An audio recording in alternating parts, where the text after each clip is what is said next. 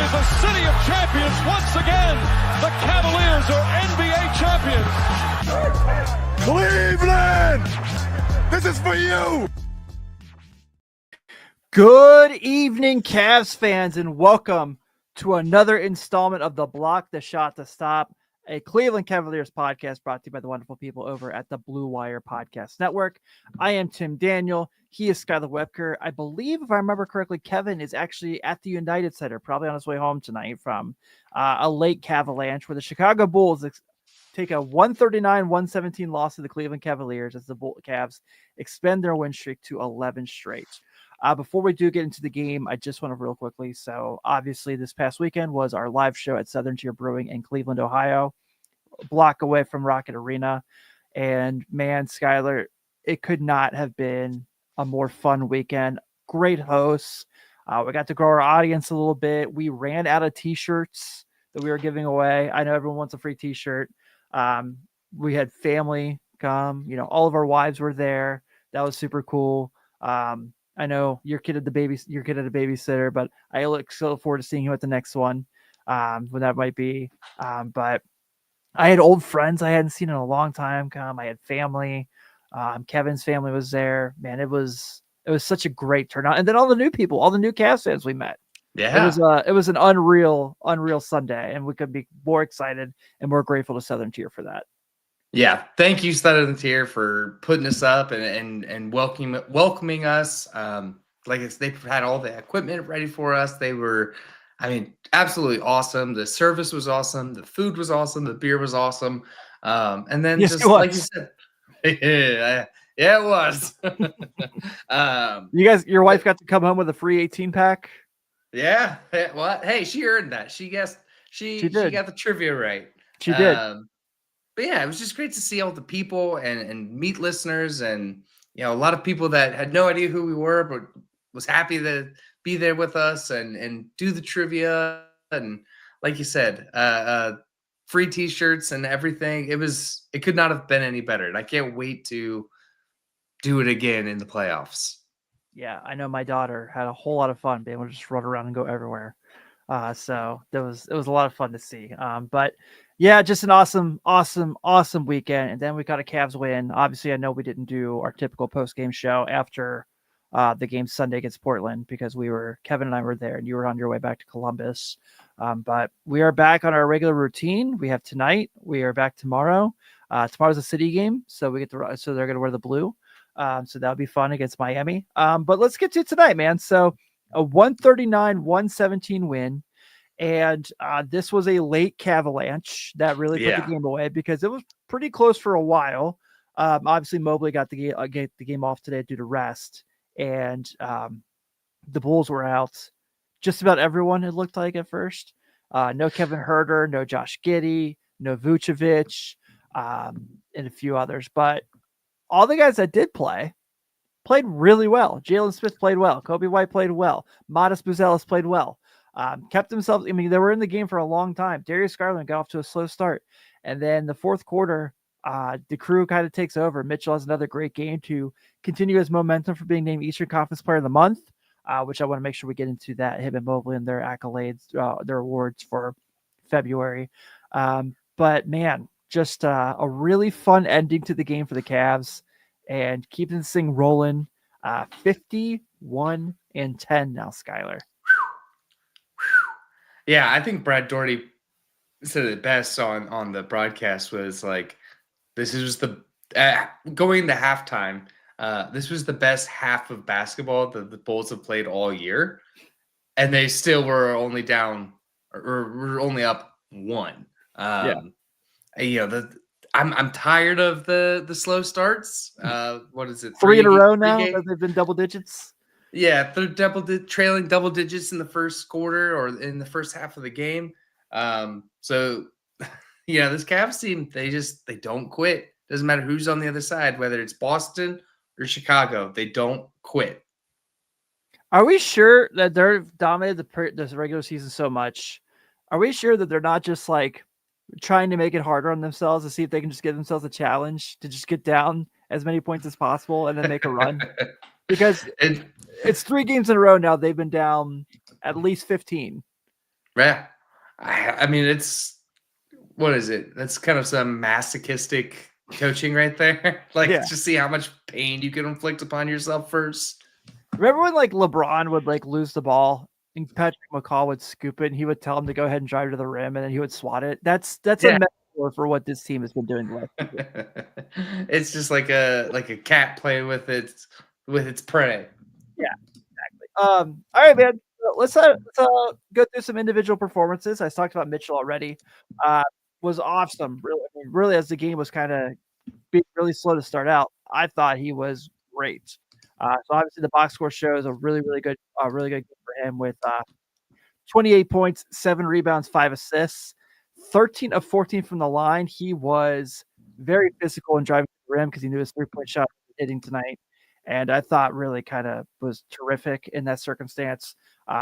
Really kind of kept Cleveland alive as this game was really close. I mean, they're down 5 after the first quarter. And like I said, everything's really close to the fourth. But Mitchell was kind of the whole reason they were even in the game. Yeah, I mean, like you said, the 3-point shooting wasn't there tonight, but who really wasn't there for anybody tonight other than Darius Garland and Max Strus. And yeah, I said it on Javonte Green. Javonte Green. We do need to get into We Javonte Green. We will. But yeah, this isn't the reason you get Donovan Mitchell. The reason you get Donovan Mitchell is kind of the heroics that he pulled on the Boston game. But it doesn't hurt. Doesn't hurt to have Donovan Mitchell in games like today either. Yeah, doesn't suck. So yeah, Mitchell today with 28, 7, and 5 was huge. Jared Allen, we talked about this a little bit Friday. And then Sunday, you kind of saw the same thing until Mobley fouled out, and then they went to overtime. Last couple matchups was not on the game, was not on the floor to clearly close the game until he had to be. And in this game, as they're making the run, he's the center, obviously, with Mobley sitting out today. And he was great. 25 and 17, 10 and 11 from the floor, 5 of 5 from the line. Really probably had the signature moment there in the game as the Avalanche started. When it was when he drew the foul, and then you kind of saw him kind of pump his chest a little bit, rightfully so. But just an awesome game from him, because I thought really Zach Collins, played really well against him tonight. I thought Jalen Smith in his minutes played really well against Allen tonight. And Allen was still the best of the 3 centers. Yeah, it's just the consummate professional. Like not getting those opportunities in the past 2 games would probably hurt my feelings and my confidence. Not Jared Allen. I mean, he comes out tonight, like you said, and is the best center on the floor, best big man on the floor. He's still able to really get whatever he wanted. He was kind of the trailer into the paint, and oh my God, I didn't even mention that. Yeah. Like, he was basically the trailer the entire game. It was basically Mobley today. Yeah. Yeah, exactly. Minus shooting, but yeah, minus that aspect of the game that we are just now getting from Evan Mobley. Yeah, I mean, so like I said, consummate professional. I think, and he's played every game this year, which is crazy. Like, every single game. It wasn't an all-star. Oh. Trash. And not even a replacement. I don't want to keep harping on that, but you had Big Ben go out and you replaced him with Trae Young and other guards. You mean Giannis? Yeah. You said Big Ben? Is this no Big Ben Wallace? Oh. No, Big Men. Oh, I was like Big Ben. I was like, you're talking about Ben Wallace? Like, what else are you talking about here, Skyler? Yeah. No. We're in this century. Okay. That's good.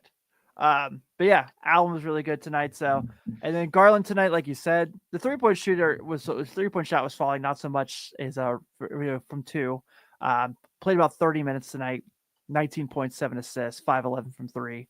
It really got cooking at the end there. I mean, he was hitting some deep shots, so that was really nice to see. Considering Sunday, I thought he struggled a little bit, and tonight DeAndre Hunter had his first bad game as a Cav. Where I would, of course, say, when we put a bet on him, yeah. But they could afford to lose him tonight with how well. I mean, they could afford to not have his best night tonight with how well Garland and Max shot the ball. But tonight, Darius, typical running the offense, doing his thing. I thought was tremendous down the stretch. I thought that when they really needed him, he really stepped up. I know he was really struggling to get it going. Kobe White was kind of able to get by him a little bit early in the game. Kobe White had 25 points tonight. He was really, really good. But yeah, when the game mattered the most, Darius Garland stepped up and did his thing. So that's what you ask of him in those cases. Yeah, I mean, he's you need a Darius Garland for this Cavs team to go. But I think you can say that with an Evan Mobley. I think you can say that with a Jared Allen. You can say that with really any of the core four. Like, you need these guys to be a positive factor on the floor if you want this team to achieve what we all want, which is a championship. I did go visit old Larry on Sunday in the concourse there. Yeah? He told me he couldn't wait for his sibling to come in June. Mm. They have such a good setup around that. God. It's so Just good. Not even just the trophy, but like the court from that year and like everything. They do it so well over there. Yeah, Booby Gibson was at the game Sunday. Yeah? Yeah, that was pretty cool. Was he doing the call with Kaylee? No, hanging out. Yeah, just hanging out. That's Chilling. awesome. Yeah, it was AC again on the pre and post.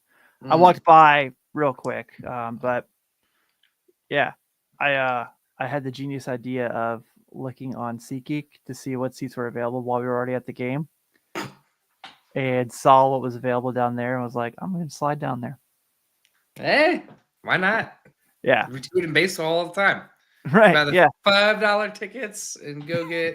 I mean, we're Reds fans, so the best seat in the house $15. But yeah, but I thought from the that group tonight, obviously no Mobley tonight, so that was really solid. Strus was really good, like you said, 11-5, 3-6-3, and then DeAndre Hunter, first rough game, not worried about it. So genuinely curious to see how he bounces back tomorrow. But he had 6 and 5 tonight. Let's talk about the bench because there's 3 guys particular we could really go with here. So where you want to go? You want to go Jerome? You want to go Javonte? Or you want to go Sam Merrill? Javonte Green, Dude, newcomer, all right. Friendly reminder: the Cavs basically got him for free. pretty much. They didn't have to trade anything. I guess Kenny said he tried to trade for him, and then New Orleans ended up buying him out anyway after the deadline. So that worked out. That's But awesome. I didn't hear that. yeah, and we've talked about this since they brought him in. We talked about this with Jason Pat from Cash Considerations last week. In our last episode we did for the live show. As far as Javonte, it's just this energy guy, just kind of flips the switch on the team when he's on the floor. And coming to Cleveland, I think for him, this was just about the possibility of winning a championship because I'm sure if he had gone to other teams when he was bought out from New Orleans, he could have played more.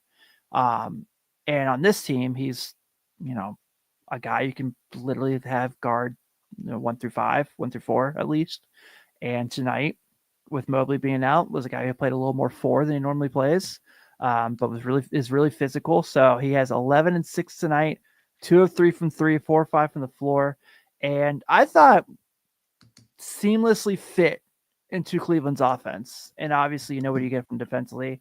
He was guarding a lot of Modest when Modest was in the game. He took a couple of Zach Collins assignments.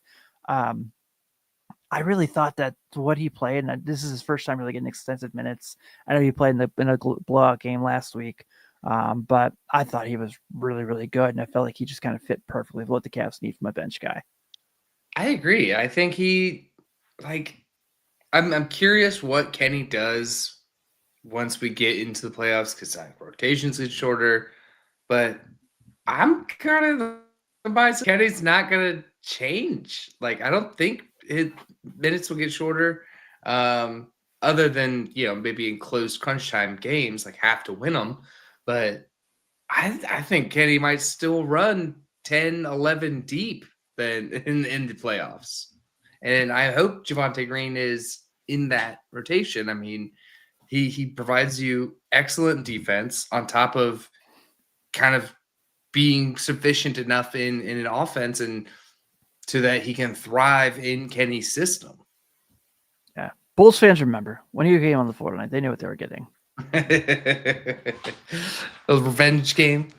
I don't know if it was necessarily a revenge game because they didn't really leave on bad terms, but it certainly was kind of I'm sure he was pretty happy to play at the United Center again. Yeah, I don't know if he got to with New Orleans or not, but They're down 11 to the Lakers right now. LeBron, hey, 50,000 points on his career now. Regular and plays postseason officially done. Ty Jerome tonight, inefficient 16 points, but got to the line, did his thing, 9 and 9 from the floor. 9 and 9 from the line, was 3 of 10 and 1 of 6 from the floor. Didn't really have a lot of assists. Had a 16, 3 and 2, but led bench scoring. This was just Ty being physical and being, probably also understanding that it wasn't his night with the shot and saw his opportunities and took advantage. And that was very beneficial for this team. Obviously, he made some, without him and Donovan getting to the line tonight, I don't know if they end up winning this game. I know what the Cavalanche was at the end of the game, but that's basically what kind of kept them within arm's reach there for a while. Yeah, I mean, kudos for Ty for recognizing that the dynamite offense that we've seen out of him just kind of wasn't happening today, and exploiting. All right, they're gonna foul. I have to be at the line. I have to, hit from the line. Perfect 9 for 9 from the line. So, being able to still contribute even when your offense isn't really there, your defense isn't really there. Just finding other ways to help this team win. And I'm sure his pockets were hurting after his comments from Sunday's game. Yeah. So he's probably he wasn't wrong, by the way. He wasn't. He was not wrong. But hopefully he's probably thinking, all right, I'm just going to get in, get out. Don't say anything. Don't make eye contact. I don't want to get fined another $25,000. Yeah, especially because he makes 2.2. Yeah. And then, of course, Sam Merrill tonight. Really nice shooting game, but had some really nice defensive moments too. So he's 11 points, 3 of 5 from 3, 4 of 6 from the floor in 15 minutes. 2 blocked shots for our guy tonight. Was all about it tonight. He was not letting his Bulls get anything. I mean, we talked about that, we don't need really anybody on this team, maybe besides Evan Mobley, Jared Allen, the guys that, but you don't need Sam Merrill to be an all defensive player. Right. But the defensive attention and defensive intensity is definitely way up with all of these guys this year, which is not anything I expected with the departure of JB Bickerstaff, defensive minded coach. But I can't stop giving Kenny his flowers about everything about this team. Yeah, man, it's been really fun. So that's their third 10-plus win streak of the season, as they had to hit their 11th in a row tonight. Obviously, they play tomorrow night against Miami. A couple more things I want to make sure I touch on before we get to previewing that Heat game. Let's start, of course, with Spida, Donovan Mitchell. Eastern Conference Player of the Month for February. The Cavs were 10-1 in February. Mitchell, 25.8 points per game, 4.2 rebounds, and 5.3 assists. Pretty awesome month for Donovan Mitchell, as he obviously started in the All-Star game. Whatever that meant for this one, nothing really. But had a terrific month. And then on the Western Conference side of the thing, our old pal LeBron James, Western Conference Player of the Month. He's looking real good ever since turning 40. Yeah, ever since that Luka trade. Yeah. But coming back to the Cavs side of it all, how much attention do you pay to power rankings? I'll glance at them just to kind of get a general idea of where they have the Cavs. I saw the NBA.com once today had them at number 1. But they should be. I mean, after the Celtics win and then, being on an 11-game win streak. And I know people will be like, well, they just beat Portland and Chicago.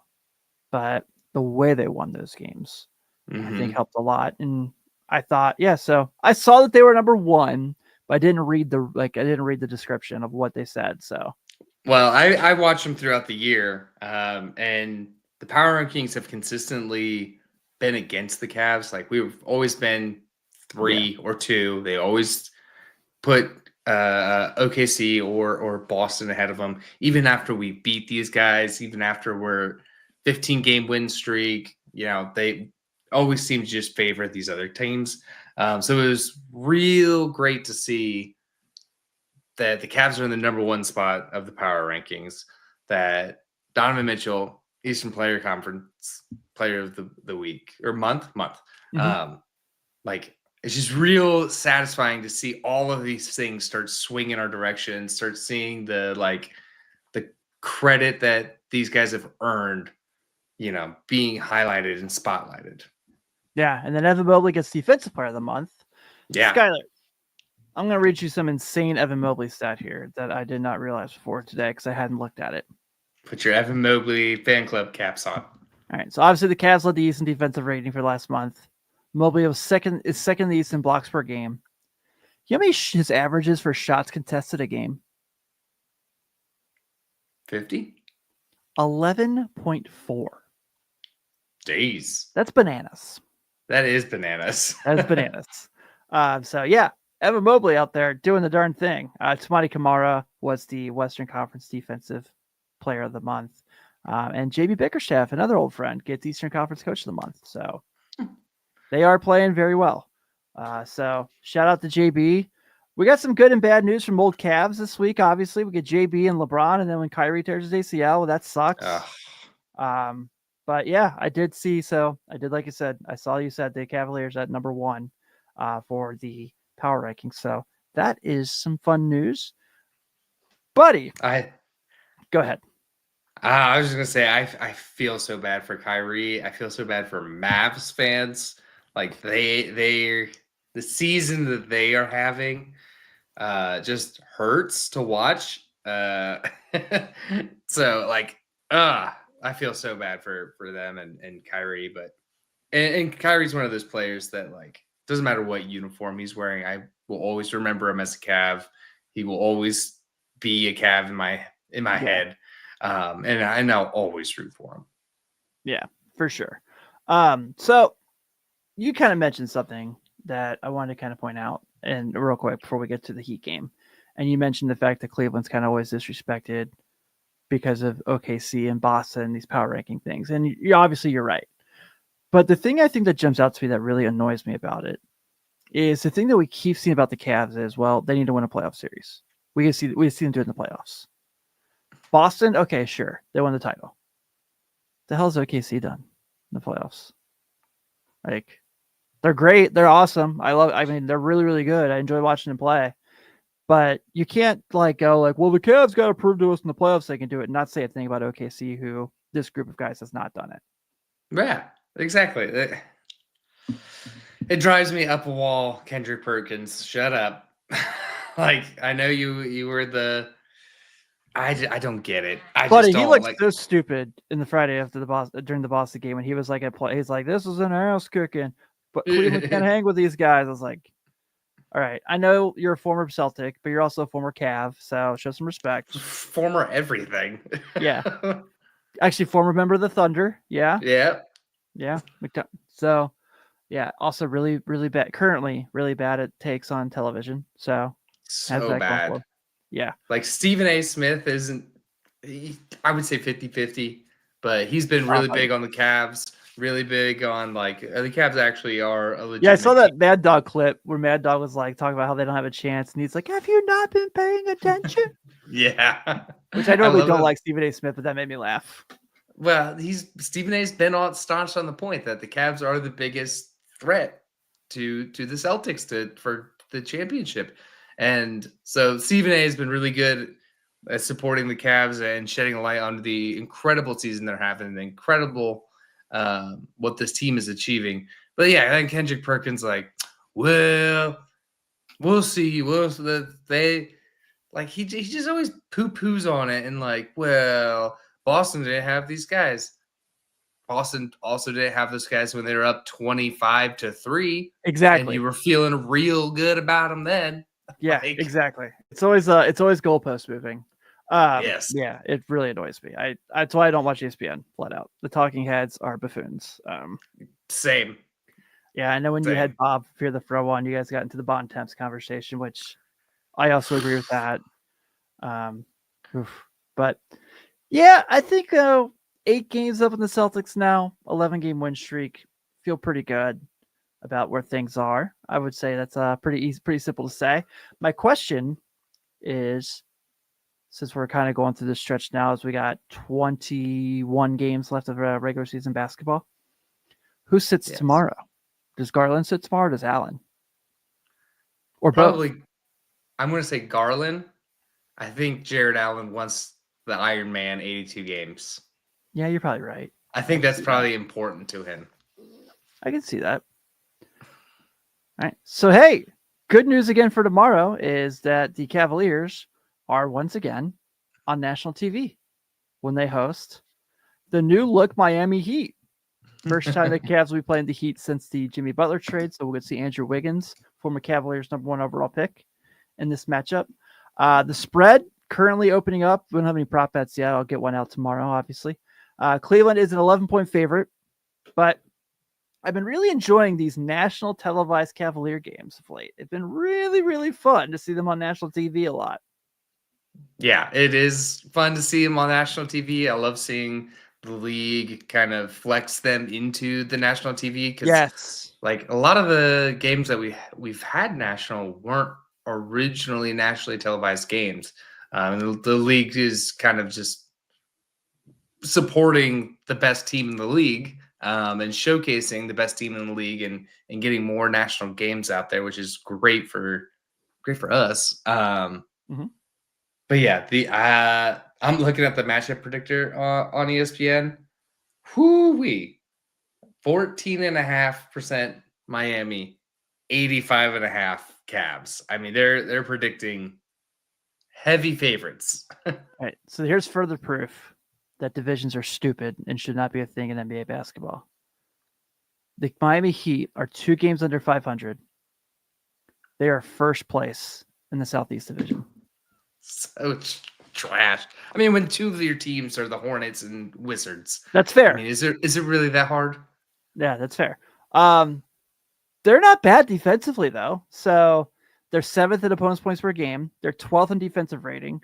But they're very slow. They're 28th in pace, and they stink. I don't really know what else to tell you. They're not very good.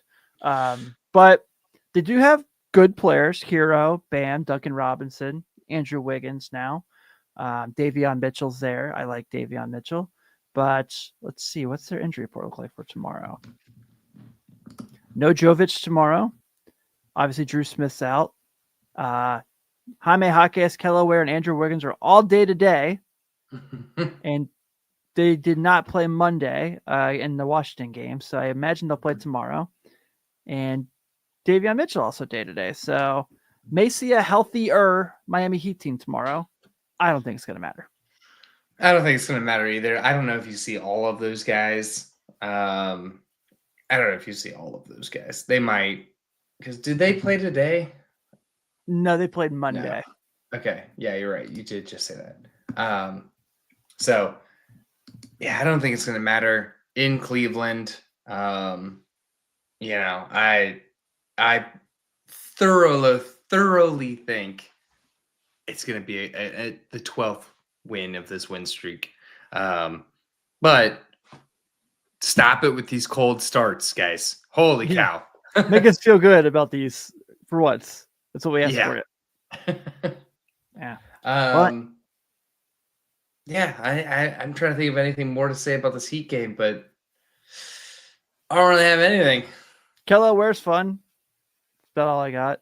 He's pretty good. It's a city game, so we get the baby blues. Yeah, get the sweet court. Yeah. I Yeah. like it.